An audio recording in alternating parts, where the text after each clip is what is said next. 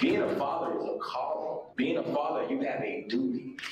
And whenever you look up and you see that 53% of kids in Ohio are raised in a non-intact family, that's an epidemic. That's a crisis. It is a crisis. Our good friend Jack Brewer there in Ohio, tackling problems that affects many states, kids growing up without fathers in the home. But now state lawmakers in Ohio plan to spend $20 million over 2 years to help men become more responsible fathers. These grants will support nonprofits that aid them, and a media campaign will promote fatherhood. Senate President Rob McColley says the research shows kids with fathers avoid poverty and incarceration. The idea here is similar to a 2020 initiative launched in Florida, which has been a massive success. Faith-based groups like the Jack Brewer Foundation have seen success already, especially among incarcerated men. Jack joins us now. He's the chairman, of course, of the Jack Brewer Foundation.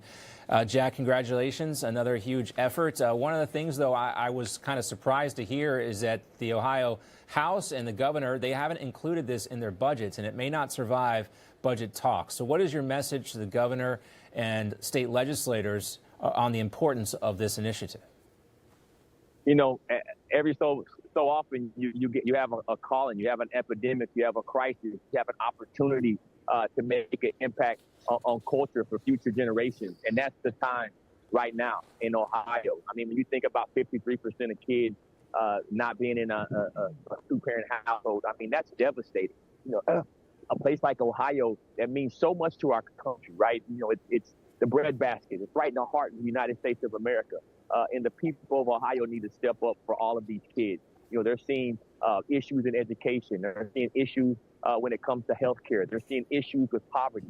They're seeing issues with juvenile crime. And all of these things are a direct result, as you know, John, from fatherlessness. So we got to get the man back into the home in the state of Ohio and across the country. And I think this bill does that. You know, we were proud to be able to do a similar bill in Florida. And this bill has a lot of the same things that we've been able to put in place here. And it also takes care of those guys in prison and all those kids who have to wake up every day and know that their dad's in prison and live with that shame and live with that guilt. And then they end up going to prison themselves. And so stopping these vicious cycles starts with bills like this. And I think the state of Ohio can really make an impact on this issue. I was really just kind of struck by that statistic. The 53% of children grow up without a father in the home in Ohio. Is that similar to other states, or is that higher than other places?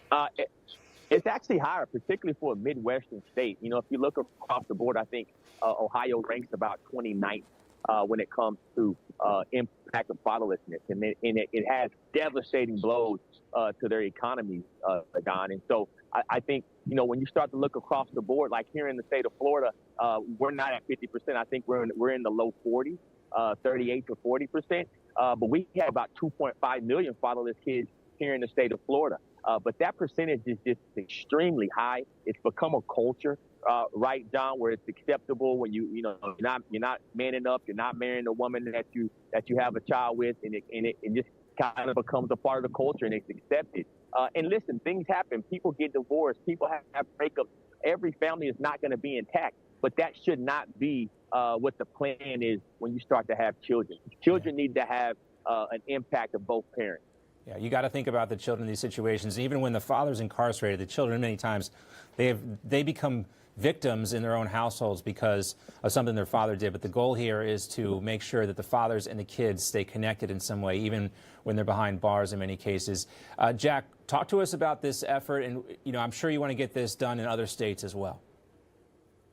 Yeah, we have to, John. I mean, this is just the beginning. You know, the state of Florida led the country when we passed this bill. This is needed in so many places. I mean, you look at a place like Mississippi, John, over $650 million a year is going towards fatherless homes through education and healthcare and all the other costs. And so this is costing the country billions and billions of dollars. I think 20 years ago, it was costing the U.S. taxpayer over $100 billion 20 years ago. Today, that's probably close to $1 trillion that we spend on these different healthcare and Medicare and all these entitlement programs that we have to try to have the government replace families. And that's not what government is for. Government cannot replace the family. We need the church. We need communities. And the state of Ohio, they follow what we did in Florida.